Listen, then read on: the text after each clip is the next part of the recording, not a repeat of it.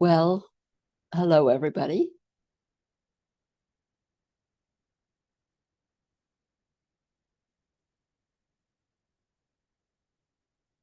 I think I'm live.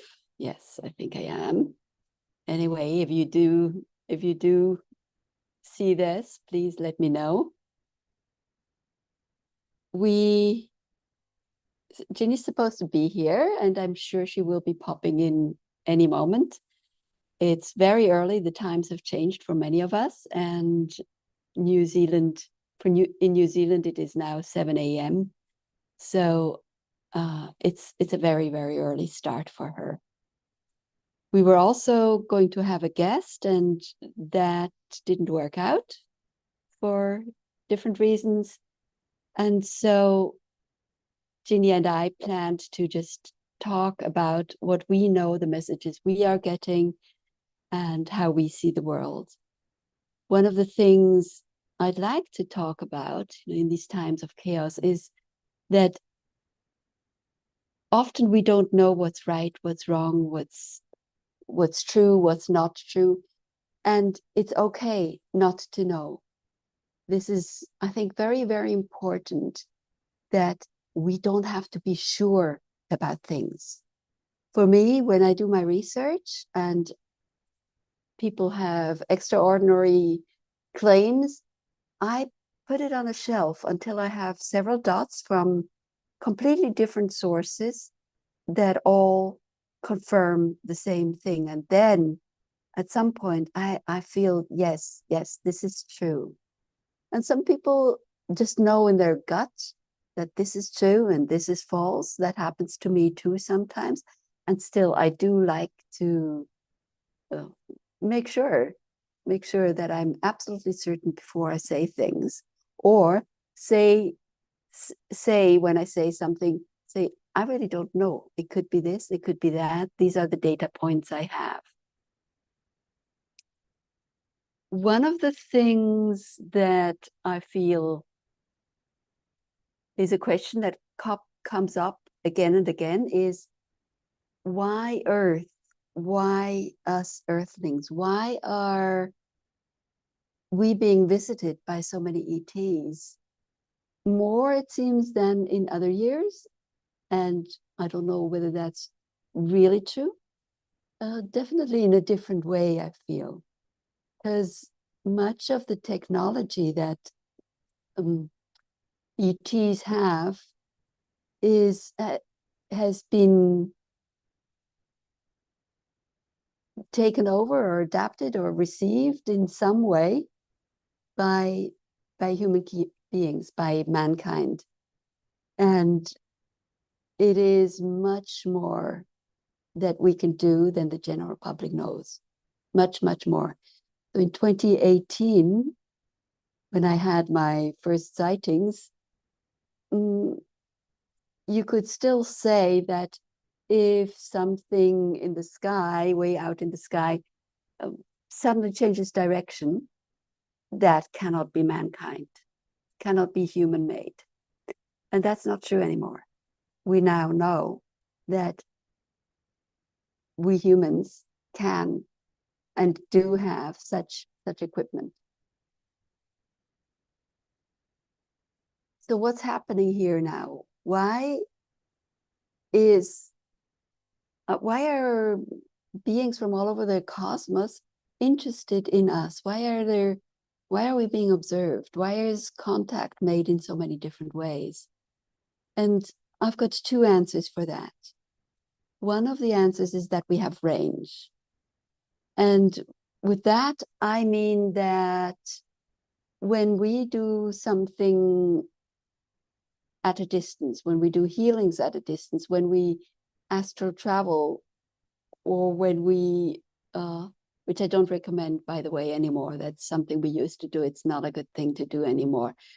When we connect to other places, when we remote view, we have range. It doesn't matter whether we look into what's happening in the next room or the next solar system or the next galaxy.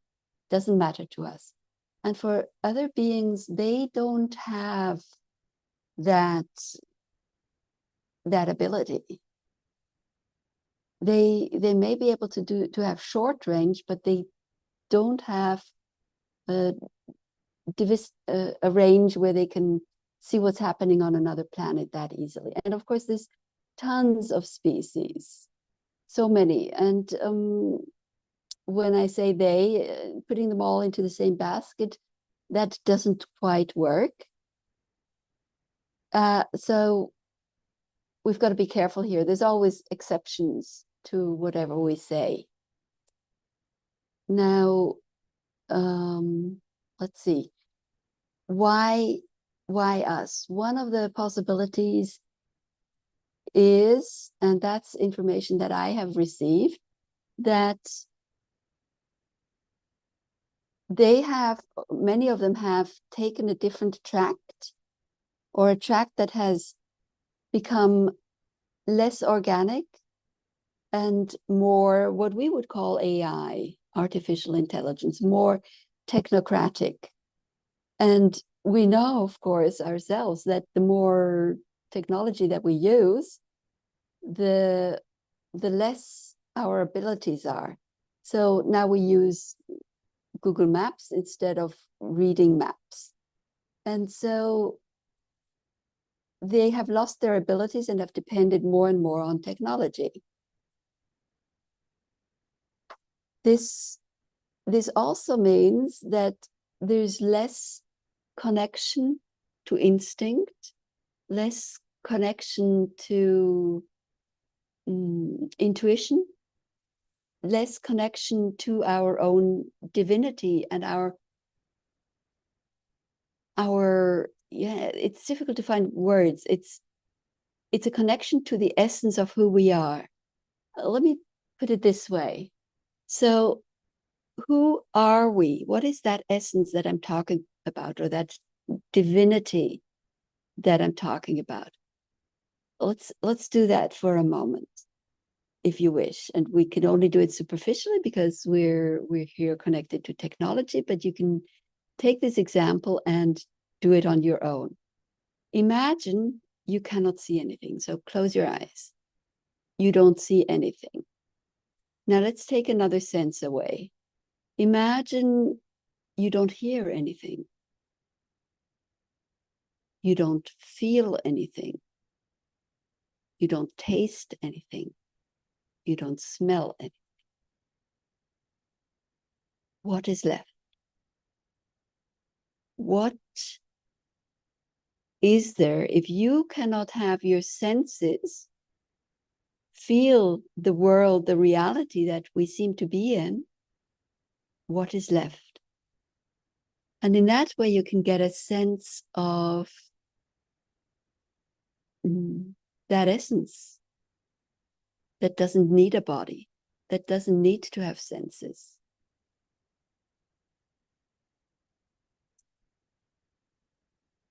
So I could imagine that many of the species are watching to see which road are we taking. Are we taking the technocratic road, the road where we rely more and more on technology, where some people say where we are going to be replaced by technology? Or are we going to take the biological, organic road, which is just so much more than AI? We can grow so much more in terms of, for example, range, or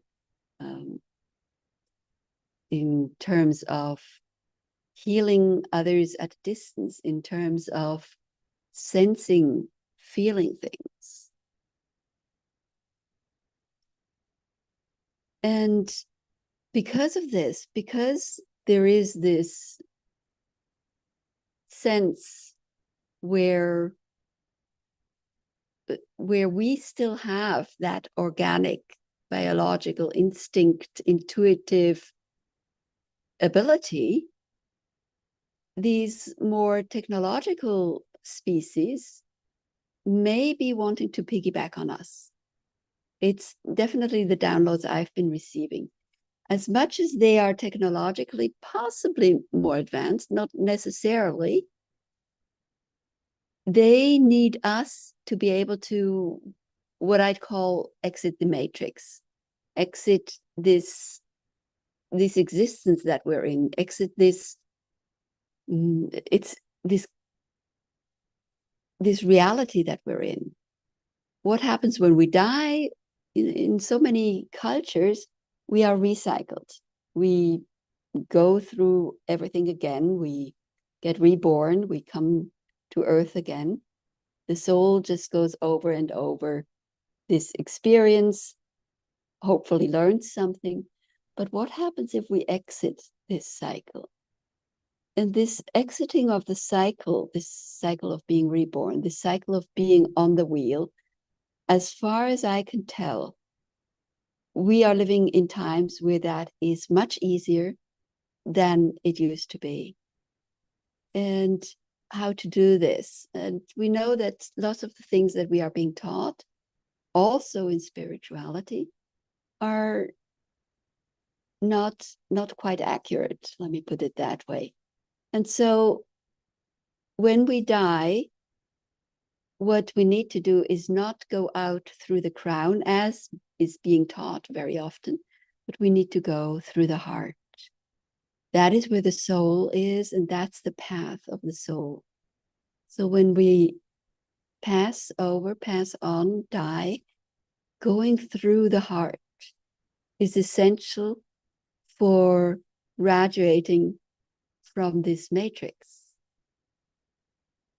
And if you are a being somewhere out in the cosmos and you are too technological, you don't have access to your heart space anymore, then you may want to piggyback on us when some of us, or possibly everyone, when we exit this matrix, when we exit this wheel of recycling. So it could be a sort of an exchange. They give us technology, they see things that we may not see, and we still have that organic, biological way of being, a connection to our heart, a connection to our instinct, our intuition, and the ability to go through that portal in our heart.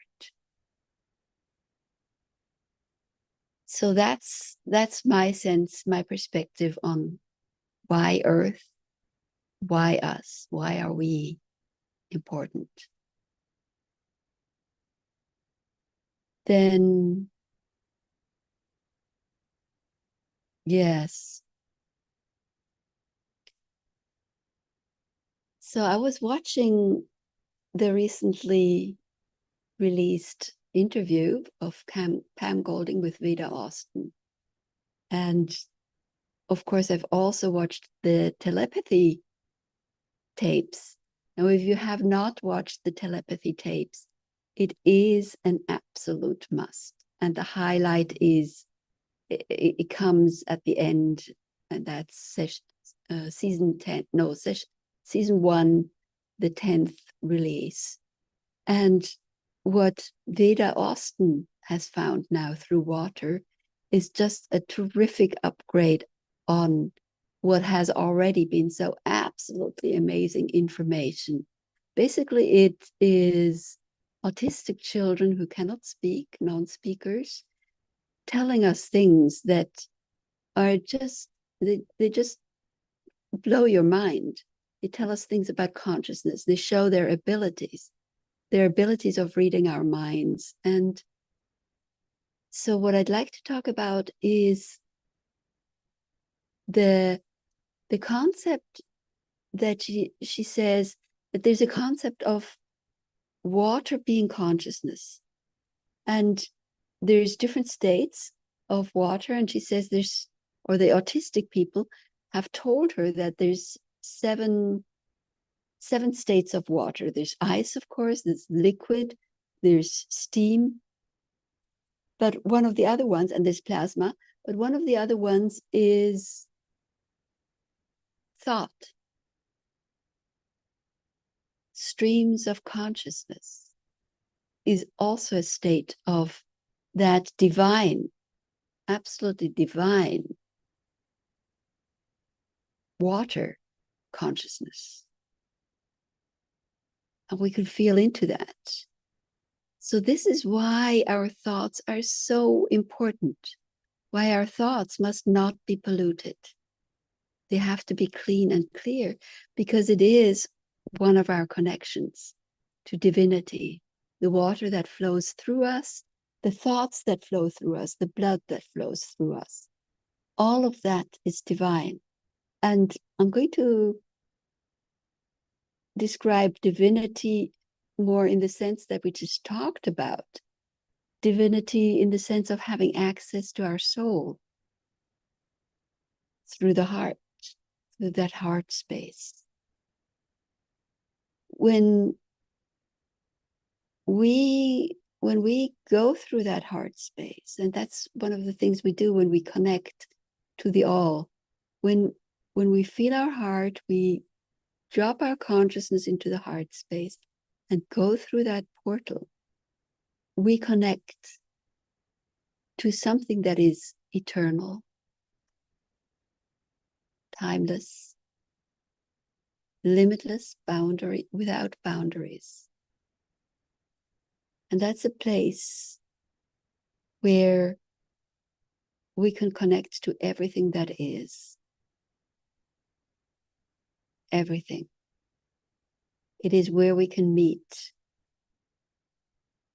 anyone, anything. It is that place where we can know everything, anything. AI cannot do that. We can. We can connect to that space where everything is known, but we have to train it. So this is an ability that most of us have lost, that has been trained out of us. But one of the things we should actually be learning at school, how to connect to that heart space where we can know everything and anything that we want to know.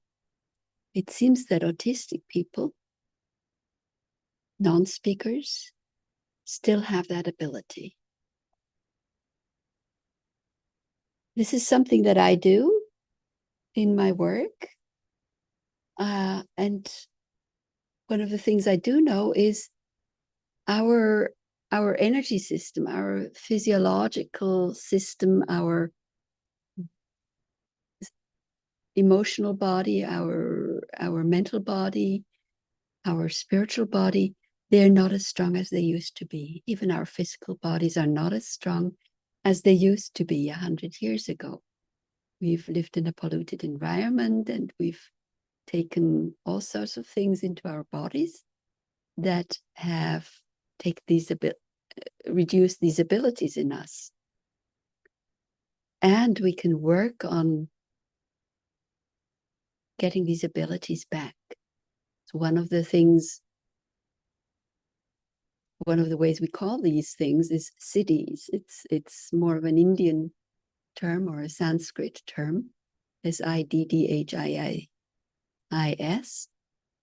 And so the first thing we need to do when we want to learn these special things is to increase our electromagnetic creative field.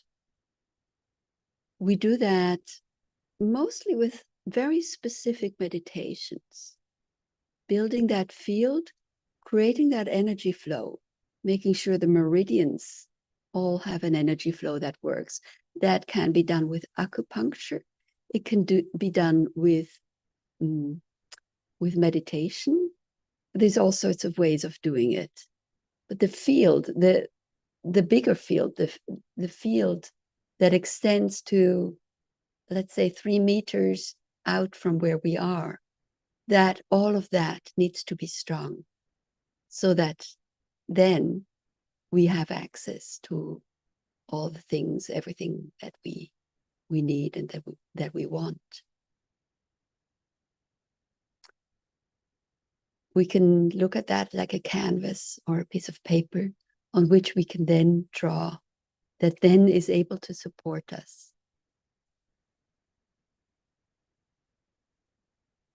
We are then able to have divine consciousness come through us.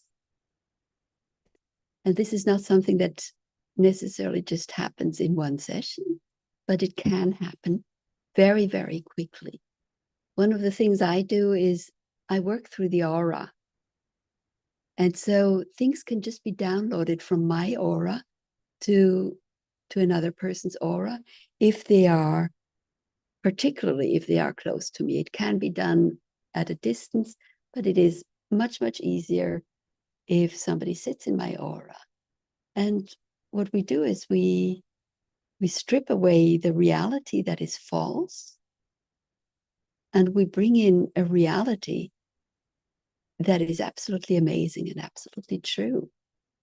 So, one of the things that we've been taught, for example, is that you cannot walk across hot coals that are 200 degrees Celsius, 300 degrees, 400 degrees. It's not possible. And then you go and experience that. Well, that changes your reality. All of a sudden, the things you've learned are not true anymore.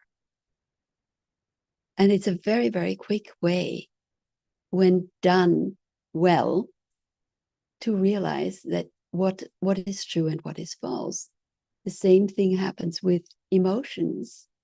So often I have clients who come to me and they are at a place in a relationship, whether it's the parents or whether it's a partner, a romantic relationship, whether it's the children, where they feel stuck. They cannot move on. And so changing the mindset about that, whether you can fix it, possibly you can't and you need to move on. You can take years, or you can do that in just a day. Sometimes you absolutely do need to move on because the emotions that are expressed are not true. So often we think about disabilities of the mind. We can see that people have Alzheimer's. We can see Down syndrome. And we know that there's disabilities, physical disabilities. So somebody is missing a kidney, you cut your finger, there's a finger missing, you've got bad eyesight. These are all disabilities that can be seen, but the emotions are disabilities that are unseen. So this is where you really, really need to be able to use senses that are beyond the 5 senses that we know. And this is also something I work with very often, because people come to me and they say, well, I can't leave this relationship, or this is a fantastic relationship. And then we talk about it and we learn what emotions truly are. And you can't think emotions. You actually have to, your body has to feel them. So what are you truly feeling? Are you feeling like you're not good enough? Are you feeling that it's always your fault? Are you feeling guilt? All these feelings are indications that possibly it's not you. You should be feeling good. Relationships should be making you feel good, fantastic. So if the finger is always pointed at you and there's something wrong with you, is being conveyed to you, we really have to look at what is actually true about these emotions. And then often we find that really somebody might be on the spectrum meaning somewhere on the spectrum where there's something slightly off with their ability to feel emotions, with their ability to feel feelings. And what happens then is that they play feelings, they pretend to have feelings. This is something that has happened to ETs a lot. So I've come across ETs, I've met them that don't have as many feelings as we have, or actually maybe even none. And they may be highly intelligent, they might even be psychic, they might be very good with technology, but they don't have the range of feelings that we have. And you might say that's a good thing. Wouldn't it be so wonderfully peaceful if we don't have feelings? But it's also a matter of feelings and emotions, they carry information. If somebody's, if you are angry, it means that you feel there's something wrong. There's something that can be fixed. If you're sad, there's information in there that says, well, maybe there's something you need to let go of. We're sad when somebody dies, and there's nothing you can fix there. With anger, you can actually fix something. So, yes, with that awareness and those other senses, we awaken to a new sense of knowing what's going on, information coming in through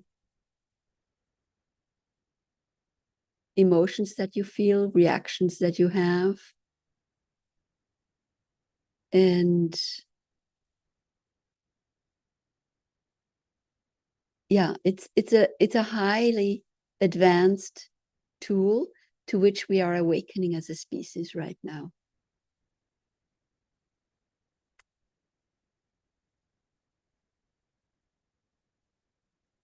So since Ginny has not come on yet, let's do one of the meditations as an easy meditation that can connect us with our heart. We can close our eyes. And I always find it's a wonderful thing when we put our hands together so that the circuit is closed. It focuses us on ourselves.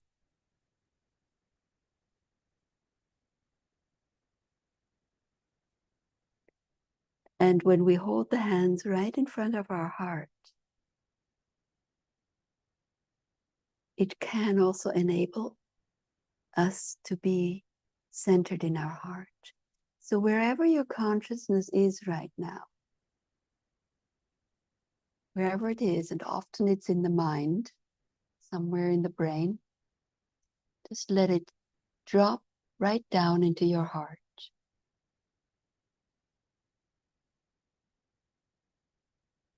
And it's soft. The heart is soft. Might sense it as soft and beautiful and fragile yet strong, like a lotus flower.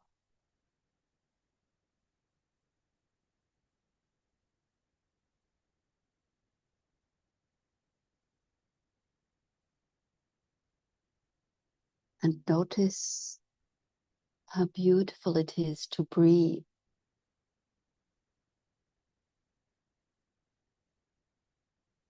with the heart, from the heart.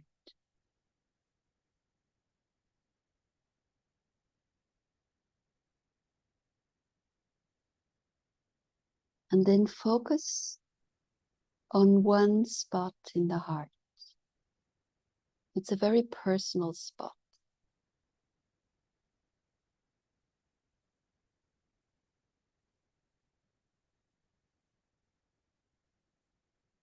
It's that spot in the heart that is yours, your private spot.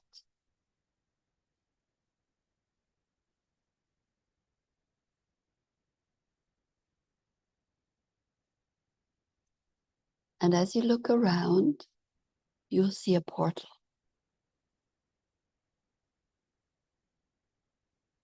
And that portal leads to a tiny wee space that at the same time is immeasurably big.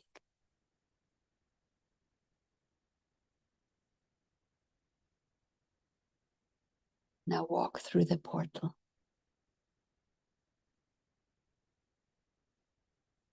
Be there.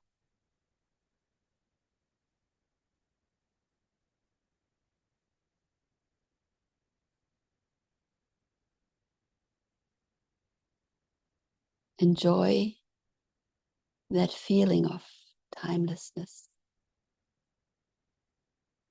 eternity. You know you've stepped through when you have no desires, no wishes.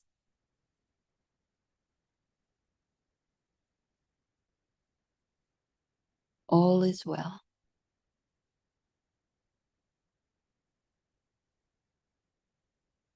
You are now in that heart space where all is well.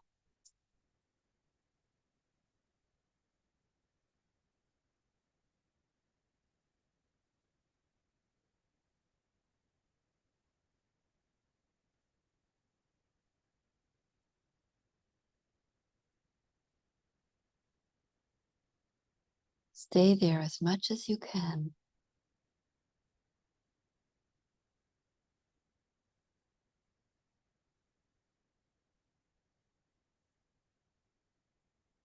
All is well when you stay in your heart.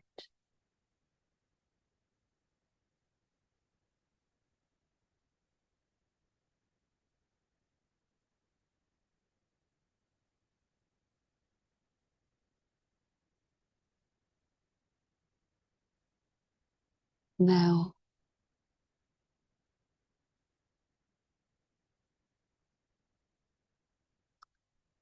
in that immeasurable space, in that space of eternity,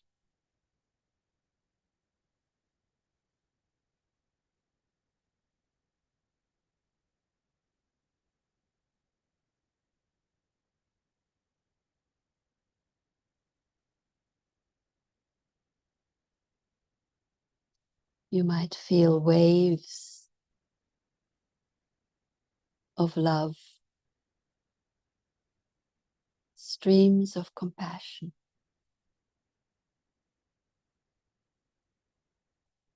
flowing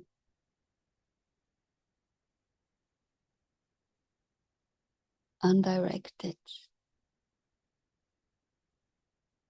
yet in perfection.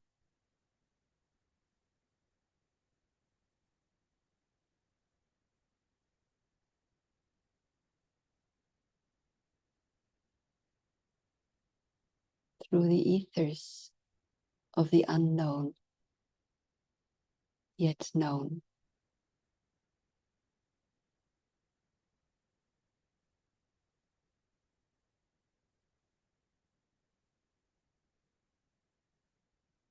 This is the place where you heal.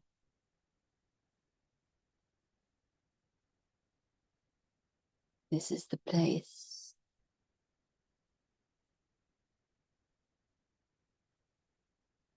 where you can know whatever you wish to know.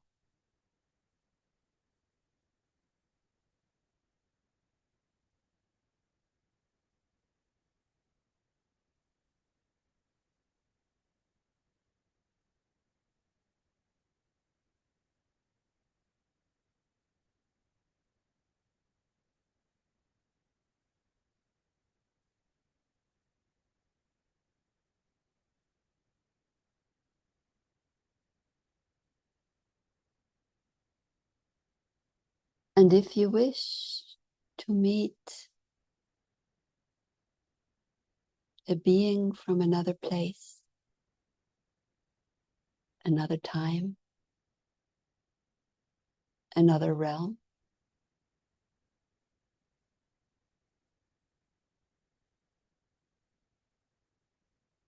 Ask.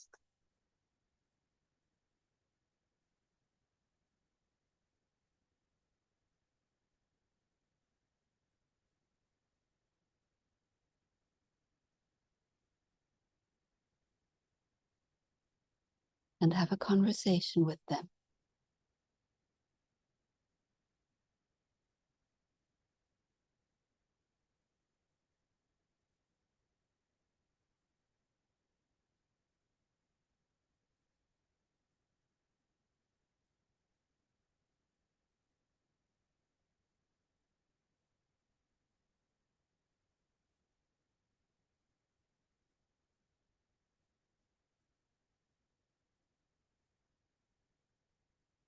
Introduce yourself if necessary.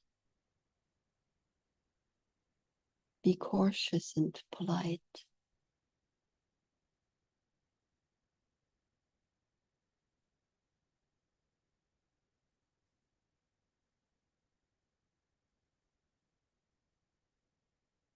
And you can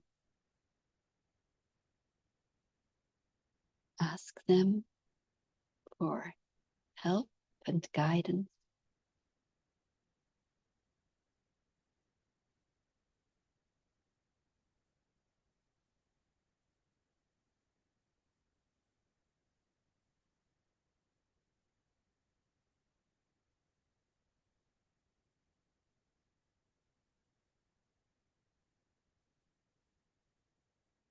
For healing.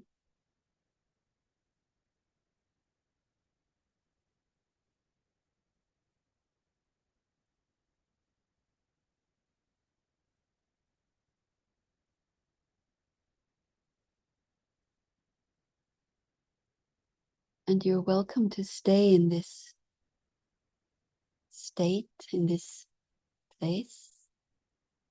If you do feel like you want to come back more into the reality of everyday life, what you do is you take your fingertips and put them on your chair or the ground, the earth. When it comes to grounding, people mean different things with grounding.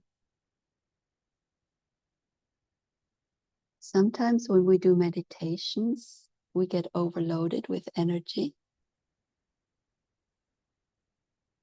And we need to ground by bringing in substance again, eating a little bit of chocolate or something salty,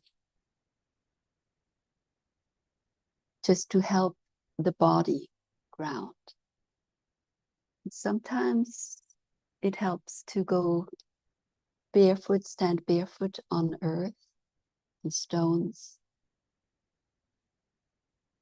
Stones are better than grass. Just to let these high energies relax a little bit and flow down.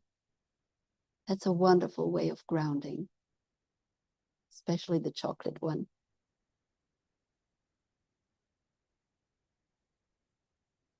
Sometimes people also speak about grounding. There's different types of people. There's people who are very, very earthy. And there's people who are more airy, more in the higher realms, more, they feel more into subtle energies, are more delicate. And that is perfectly okay. In fact, that's a wonderful thing to be like that. And we often hear that we're supposed to ground. We're supposed to ground. You're too airy. You're not here on earth. Well, in my world, we don't have to be that much down to earth. It's been hard enough for many of us to actually come to earth and help the people on earth. It's so many of us who are so sensitive We've been born into families that are not as sensitive as we are, and that's very difficult for us. And it doesn't mean we're wrong. It actually means we're right, and we're meant to help these people around us to get used to this ascension process that we're living in. People who are too grounded may have more difficulties in going through this ascension, and it's the ascension process is real. You know, we all know there's something changing. Our reality is not what it seems,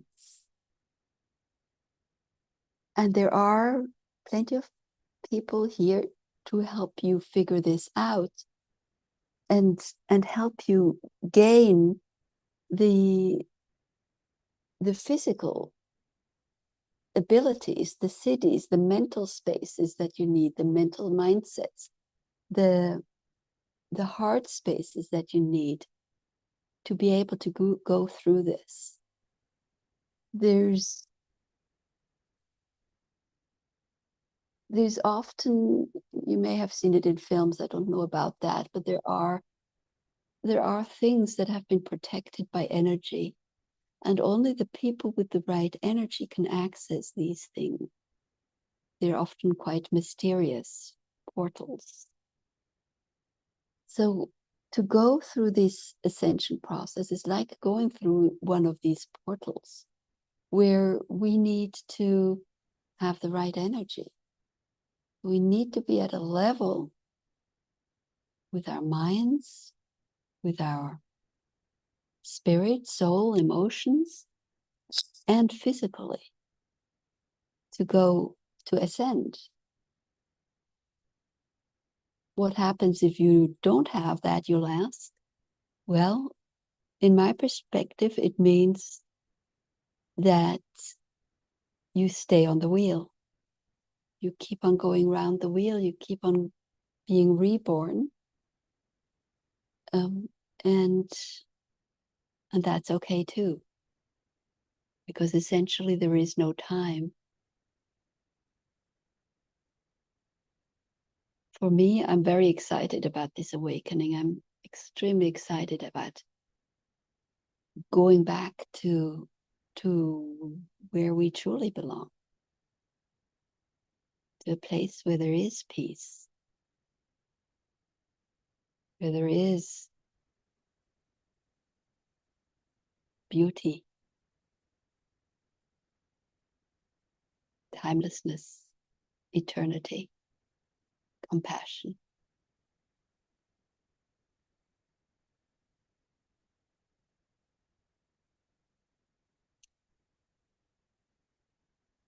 Well,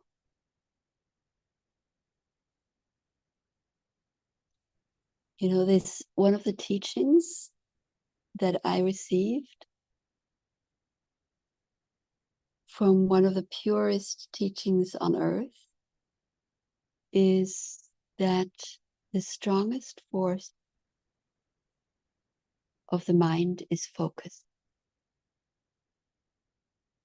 Of course, we're not really taught that. Focus, when I think of focus, I see somebody meditating, perhaps a Buddhist monk, or I see a Kung Fu master. And they often go through years of training.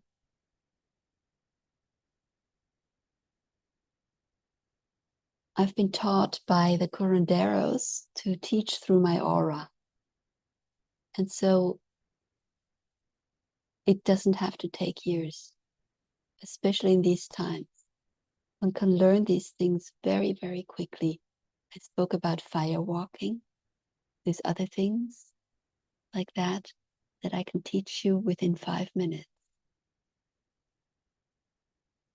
One of the beautiful things I learned from the curanderos is that it's not necessary to have a drum and feathers, because the true power is in us. We We are the miracle. If we combine the abilities of the mind to focus, with the compassion of the heart, the ability of compassion of the heart, the ability of the heart to connect to our soul, and we combine that with the energies of the body, the creative energies of the body. We don't need feathers, we don't need drums anymore.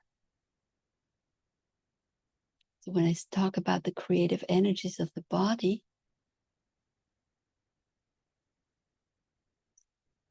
they say that the strongest energy of the body is the sexual energy, the creative force, because it creates the next generation. So when we learn how to use that energy for ourselves, doesn't mean you have to be celibate, but it means that it doesn't just flop out. It doesn't just spray out. When we learn to use that energy for ourselves and weave that together with the focus of the mind, and together with the compassion that comes through the portal in our heart, we become unbreakable. Unbreakable.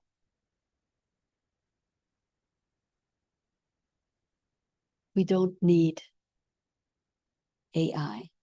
We don't need technology, because we are that which we need. We are that which our essence can use and train again and work with again to solve the issues in this world and help as many beings, humans, to walk through the portal of ascension.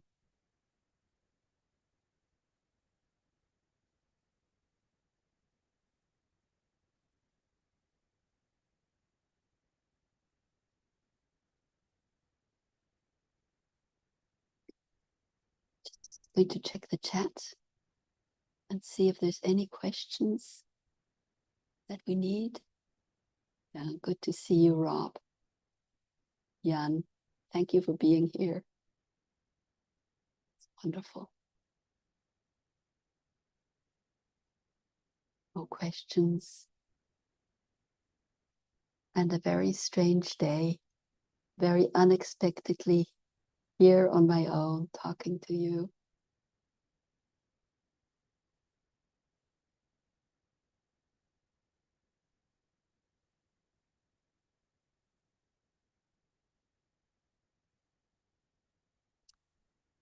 I hope I've brought you peace.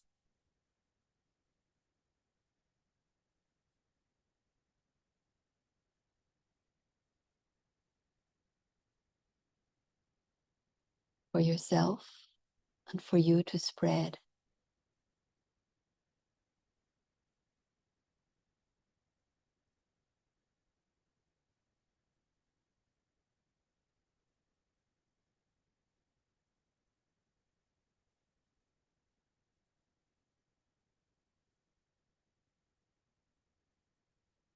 And I want to take this moment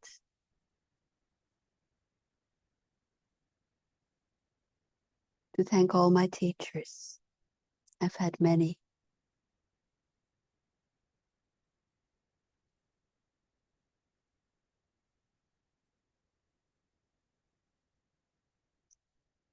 And my teachers have had teachers. And in each generation, there was somebody who carried the teachings and passed the teachings on. This is vital for the knowledge to come. Absolutely vital. And I think this is Ginny finally coming in. Let's see.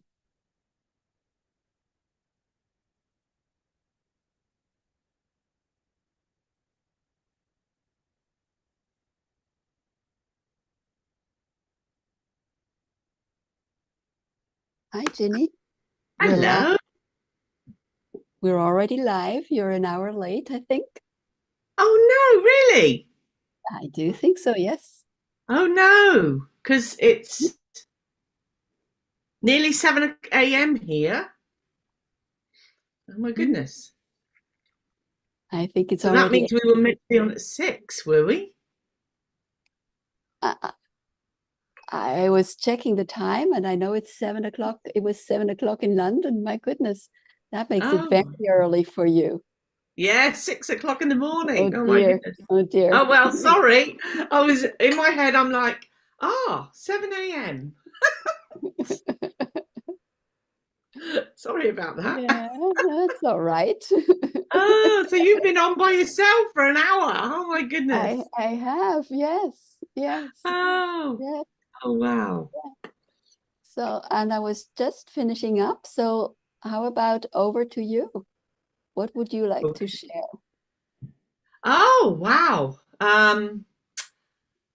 Well, I've been doing a few things lately. I've got on the front of this magazine, Vitality Digest. Oh, wonderful. Uh, Wow. yeah, That's yeah, with a two-page article in the middle, and there's some other wonderful things about healing and about people's journeys and things like that in it. If anyone's mhm. interested, it's on Amazon and it's Vitality Digest.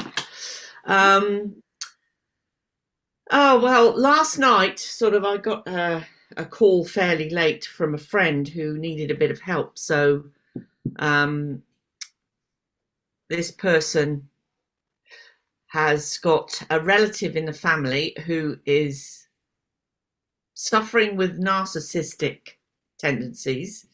And anyway, she asked me to tune in to see if I could do anything. And I ended up finding connections to the darker side, so to speak. So they were working through him, hence why his tendencies. And so I had to do a big clearing on this person yesterday as a bit of an emergency thing. That was quite intense. There was a portal open as well, which I had to close to the dark side. But I think I got rewarded for doing that work because last night I ended up getting what I call a download in the middle of the night. I sort of was in that state in between sleep and awake. And I ended up getting those, it was 4 flashes of light straight into my consciousness. And then I could, because I didn't go back to sleep properly afterwards, and then I could sense beings in the room. Something touched my arm, which was interesting. I couldn't see anything. Tried seeing, couldn't see anything. But yeah, so I had a download last night, which was interesting, which was great. I get them every so often. That just means that now more to do with my healing work. I think things open up more and expand more to do with that. Probably, even in a way that consciously I don't really understand, but I know it affects my light body. And so more information comes through me for the person. Yeah, apart from that, we've had family things going on, which has been pretty intense. And like many other people on this planet, of course, we've got stuff going on or in, personally and in families and on the world stage. So Yeah, yeah, yeah, lots, lots happening. yeah. And I hear you're shuffling cards. I am. I thought I'd pick a card for everyone. What card deck are you using? I'm using actually, I can't remember the name of it. But it's Julie Mackenzie who created them. She's an Australian lady. Mhm. Um, I think they're like Universal Light or something like that, they're called. And I met this lady in the UFO conference in Australia about 9 years ago and bought these cards from her. So I'm just going to pick a card for everyone who's watching. Ah, interesting. So Goddess has actually come up. So whether you're a man or a lady, it's time to allow your inner strength to shine out. We've all got to stand up now and really stand in our own power. And this doesn't mean, you know, that we're going out and trying to change the world physically and doing all that, but it just means standing in your own light, beaming that out as you're going around your daily life. Because when you do that, it has an effect through your light body on other people. It goes into the field, other people feel it, it helps to lift, but also it helps to radiate that strength out too. So shine your light, whether you're a man or a lady, because it's the Goddess card that's come out. And you have the power to change the situation, has come out with it. You have the power. So always remember that you are a very powerful person, and you're multidimensional. So you have the power to beam your light out through intention, thought, open heart, and connection to the unified field. You can actually change what's going on in your life, but also en masse throughout the whole world. And basically it literally says, let your essence shine. So dance, you know, be happy, joyful, try and have that sort of energy around you to uplift yourself, but also you're sending it out to the field as well. Others will feel it, whether they're with you or whether they're way away from you. If they're connected with you, they will feel it. And the other card that's come out is wisdom. Wisdom is understanding, intelligence, knowledge, and acceptance of life experiences. Be wise. Do not give your power to others. Speak your truth. So basically it means be in your power, both those cards at the moment, with everything that's going on right around the world. We have to be in our own sovereignty, our own power, and move through life in that essence. Absolutely. Yeah. And you know, you're so right about these distance things. I recently was teaching people to be healers, and part of that is also how to do distance healings.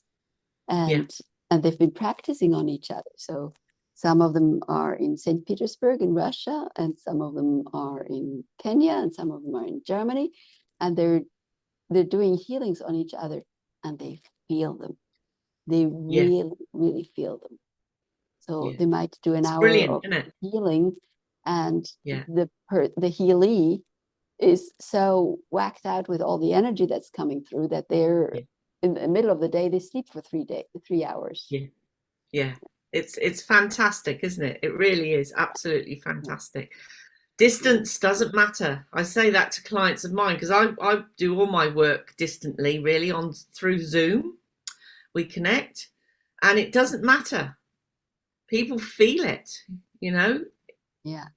The veils, so to speak, have got so thin now that we can consciously, you can actually be stood right next to somebody the other side of the world if you want to. I mean, when I do a distant healing, I fluctuate myself backwards and forwards. Sometimes I can be there stood where they're lying down and actually working on them, and other times I bring their astral form or light body to the table where I am and working on them here. And sometimes I don't even do any of that and just do the work, and it happens anyway. Yes. It's amazing. It really is. Yeah, and I really love that, being in your own power, because we give our power away so easily with the reasons that we have for things. So one of the things I love saying is, you're as sick as your reasons. You know, I can't do this because 20 years ago when this and this happened, because my parents did this, because I had that experience and this experience, I can't do this and that. So, sometimes it's reasonable, but even if it's reasonable, it doesn't matter. You can still decide right now that you're not a victim of your past. Yeah, absolutely. You're not a victim of circumstances. You can change Yeah. that. Just imagine changing that mindset to, yep, you can do it. Yeah. Yeah, absolutely. Yeah, I was lucky enough to have a dad that said there's no such word as can't. If you want to do something, you put your mind to it and you can do it. Yes, That's the can't. words he said. Put your mind to it and you can do I it. love that. Yeah. I love Yeah. that, because that's exactly it. Yes. I can't means I don't want to. Yeah, that's right. And, for everyone listening, think back to 20 years ago, perhaps when you had a trauma, or 40 years ago, or whatever it was, or even 5 years ago. You're not that person that you were then. Yeah. None of us are. We've changed so much as we've grown that none of us are that person. So we don't need to hold on to that persona either. Yes. Yes, It's often the cells of the body that hold on to it. I was just talking to yes, someone about sexual abuse, and even after many years, there was still some recognition in the cells yeah, that, oh yeah, suddenly some kind of touch, and oh, whoops, yeah, there's still something there, even though they've worked so hard on it. yeah, So yeah. yeah. I mean, we can carry things through in cellular memory and emotional memory also from past life experiences that come through on the soul's journey. So, I Yes. mean, I've experienced that myself. Mhm. So yeah, I've had, for me personally, it's always things to do with the throat and the neck that I've Yeah. experienced, yeah, Do in you this have life. Freemason relatives? Um, That's I throat and neck can be that, because can they have it? one of these. Yes, they have one of these ceremonies where they go through this idea of, well, if you ever talk about this happens.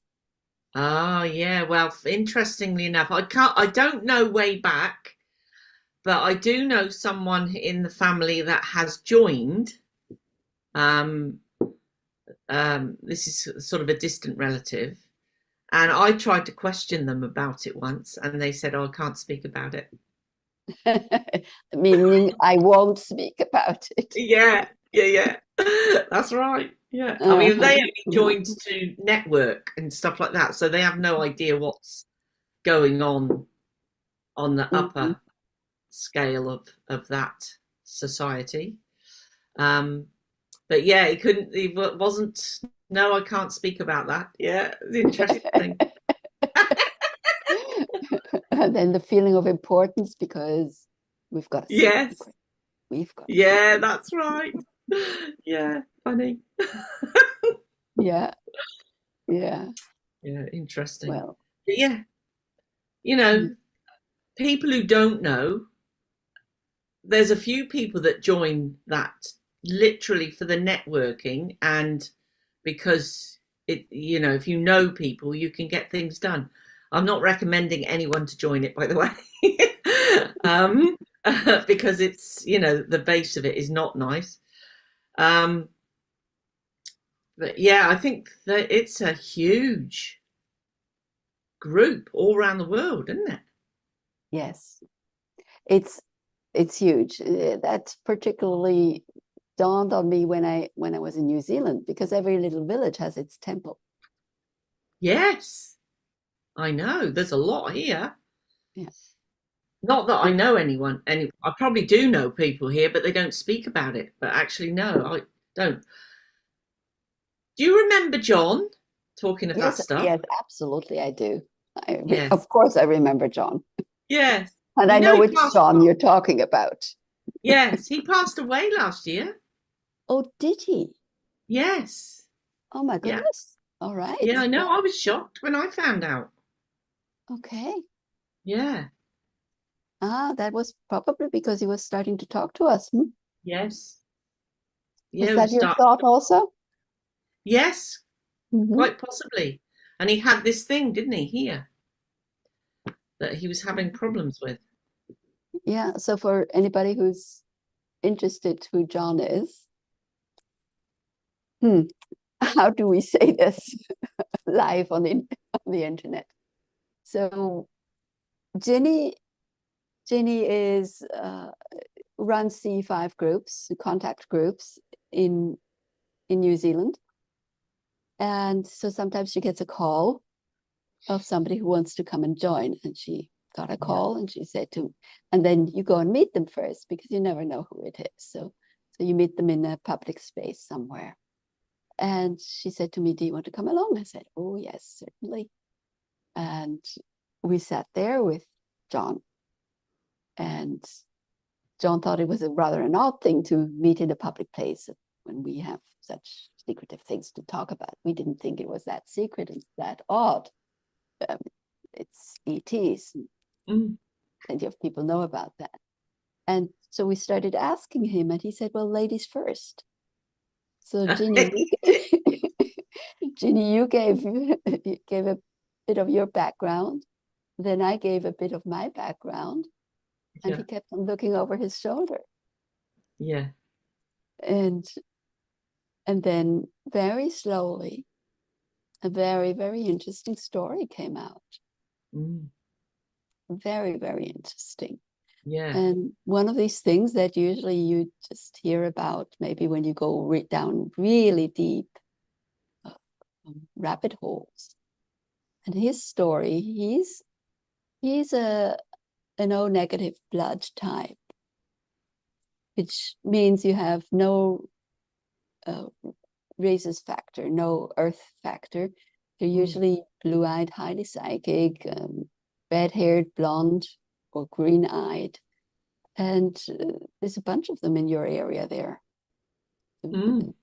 And so he was very psychic. And as a child, as a 4-year-old, he was traveling psychically. He was in New Zealand, and he psychically ended up in New York in MK Ultra. And they sort of went, "What are you doing here?" And then kept him and put him on another timeline. Mm. And seemingly you can be on these timelines for 25 of our years, and then you've got to be brought back to where you were taken off this timeline. But they didn't really know when he left his body, and didn't know quite where to bring him back to. Mm. Anyway, he was enrolled then without his consent, and had all sorts of different experiences, and he was able to verify that this is true because on one of the timelines he met his cousin, and the cousin went, "Oh, what are you doing here?" And "Oh, you can't be my cousin," you know. And he of course realized what was going on. And another thing was he got data from another person, which we won't talk about here, that Mm. absolutely confirmed that this happened. But we're Yeah. talking about him not just because he passed away, right? Yeah. We're also talking about him because he actually checked out the Freemasons, the local Yes. Freemasons. Yes, that's right. Yeah. Yeah. He left, didn't he? He left them. He left after the Yeah. 5th grade. And Yes. what he told us was that the, the one word that's not allowed to be spoken is the word Jesus. Yeah, And so that's right. that Didn't was he? a that was very interesting. Yeah. And that they really didn't care what religion you come from, Mm. because they say, "Well, we wrote all the books." Yes, that's right.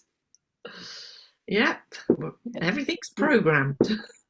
yeah, yeah. So yeah, that was, and then we did some um, crystal work.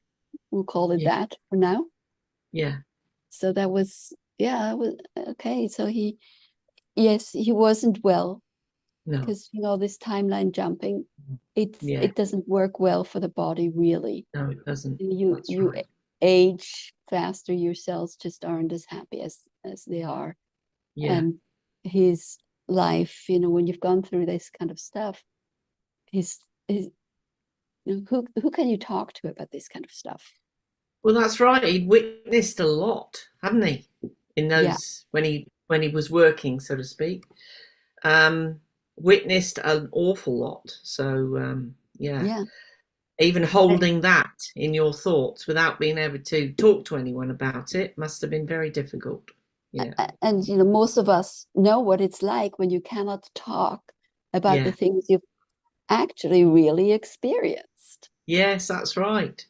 It's Even when though I I've gone past that now. I just talk to anyone about it. I don't care if they think I'm a nutter. well, tell me, Jenny, what would you do? It's I come home, I've had ETs land 300 meters from me. Uh, I've got witnesses. They're Yeah, physically there, and you come home and you tell your family, and the reaction is, I don't believe you.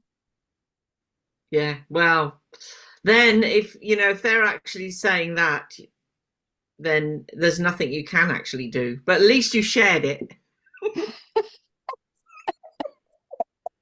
And maybe And at some yeah, point they'll I realize, think that you plant seeds. When you do that, you're yeah, actually planting, and it might go right to the back of the consciousness, but you've planted yeah. a little seed, and that little seed might just grow.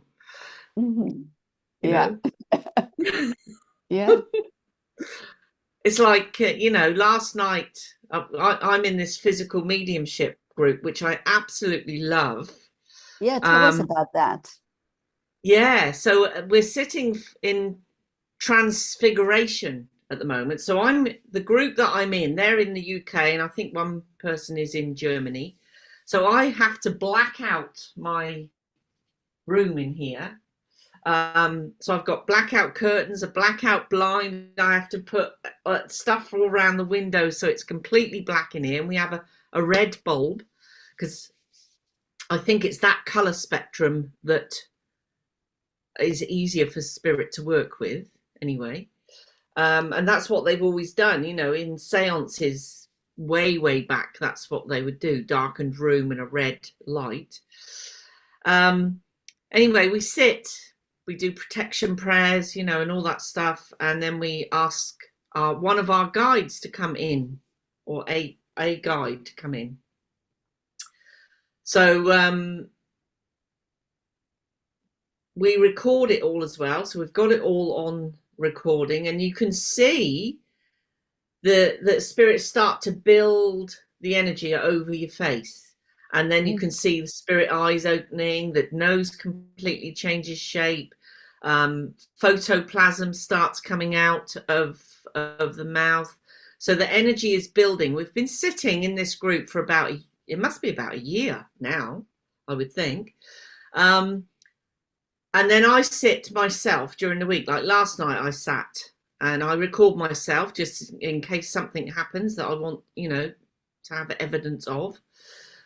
Because that's what it's about. That's what excites me. And that's what excites me about the ET contact. It's gaining that evidence of those other beings or spirit, bringing it into this R3D, or so they feel comfortable coming in with us, and vice versa. We feel comfortable with them, because eventually we know contact with the spirit world and with ET is going to happen, like full disclosure, at some point. So becoming comfortable for them with us and us with them, that's what excites me about getting physical evidence as well, that it's happening, because still, as we know, there's many people that do not believe in any of that, don't even go there, whether it's ET or whether it's spirit. um but yeah, and then sometimes you can feel that they want to speak. You can feel, because I'm aware, I don't go completely out, I'm aware of what's going on. I can feel sensations on my face, and I can feel my throat changing inside. So sometimes they want to speak. So then there might be a channeled message that comes through. Yeah, I love it. I love seeing the evidence. You know, they've changed my face shape. They make me bald. They seem to make me bald each time. And so I'm guessing that one of my main guides is bald, and the ears as well. My ears end up looking a bit like pixie ears, which is interesting. And yeah, always seems to be quite a masculine energy that comes through. And last night when I sat, honestly, I literally sat, closed my eyes because I watched the recording back, and within seconds, they're there building straight away. The eye was starting to open, and I managed to capture that on camera, and I've zoomed in, and it's funny because there were several that I zoomed in on, and it looks like in one the eye is green, like that eyeball is green, and in another one it looks slightly different color. So sometimes what they do is they transfigure two. So one side of your face might look completely different to the other. So as we know, we've got many, many guides. So yeah, I just find it really fascinating and interesting. Yeah. And definitely not fearful. If anyone's thinking, what is she getting herself into? It's nothing to be fearful about at all. Yeah. Yeah. Yeah. Thank I you. think you're welcome. I think once you're in your own power and you know your own power, you nothing can come in. That's right. Because Yeah, when you're sovereign, you're the only person who has yeah, permission. You know, yeah, there was a time when I was teaching channeling, and there was a time before that when I learned it, and I was working with removing beings that didn't belong there. yeah, yeah, And it's most of us then go through an experience where we struggle. So there's this being that comes through and it doesn't want to leave. yeah, And I do remember it was a huge struggle. I was up in the middle of the night when I realized it, 3 hours of sweating, working. mm-hmm. And that's when I realized I'm in charge. Yes, I am absolutely. sovereign. And if I say no, that's Yes, what counts. And there's absolutely no way anyone, anything, anybody can trespass. yeah, absolutely. That's it, 100%. Yeah. Yeah, Yeah. You've got to it's know it's that. just You've got to yeah, it's just knowing that yourself, that you and feeling it, absolutely yeah. feeling it within Yeah. you. You, You you know. you are stronger than anything in your realm, in that which belongs to you. And that's Yes. my body, it's my it's my whole etheric bodies also. This Yes, completely, absolutely. yeah. Yeah. Yeah. You know, you know, at the beginning of my spiritual journey, and I know a lot of people are like this. You don't feel that power straight away because you're learning, you know, and you almost feel that they're more powerful than you, or spirit is more powerful than you, until you go down the journey a bit. And it's funny because I asked spirit to teach me directly, and they certainly did through experience. And through experience, that's how I learned to stand in my power, because you're either going to give it in and give your power away, or you're going to actually go, no, no Yeah. way. Yeah. I'm me, and you know, you're not coming in here at all. And once you realize that, nothing can come in. And it's the same not just in the etheric realms, it's also the same as in the physical realm. Yeah, If you are together with a narcissist or someone somewhere on that spectrum, you at some point you realize you're giving your power away. yeah, At some point you do realize it. yeah, And you do have that choice. You do have that ability to move away, to go away. It's just the mindset. You do. It's nothing that there's no reason for you to suffer through that unless you believe that reason. Yeah, absolutely. Very often the reason is, oh, I'm soulmate, and what will they do? Because you're still helping. What will they do? How will they cope without me? Well, they will. Yeah, absolutely they will. And that is one of the traits of a narcissist, isn't it? I will make that person feel sorry for me in stages, need me, you know, all those things that a narcissist is able to suck another person in, if you like. But yeah, again, if that person's in their power, they have every, every being in them to stop that. And that's it's, you, Ginny, you've got a very, very strong and huge aura. You're known for that. And there's ways to build that. There's ways to build a sovereign aura that has boundaries. Yeah. And it's, people might say you don't have boundaries and you should be able to say no. It's not just the speaking. It's also the electromagnetic field. And I like to add to electromagnetic, I also like to add the creative energy that you can build, that I teach, so that you are sovereign. Yeah. Yeah. And we need to be that now. We need to be that in every way possible, including all of the past traumas and all that. All of that needs to go now. Yeah. And we need to be completely sovereign in the here and now, completely free of anything that might be holding us back. And it's a work in progress, I don't think any of us are there yet. Well, not the way the world is run. We still have passports, right? Yes, that's right. And visas, and to start there. I mean, some people don't. I do know of people who've crossed borders with their families, with their children. It's a bit of a process. Just by stating that they're sovereign, putting their hand on the Bible, or other ways too. Wow. Yeah, it's having the knowledge and the courage, isn't it, to actually do that when you're dealing with authorities. Determination. And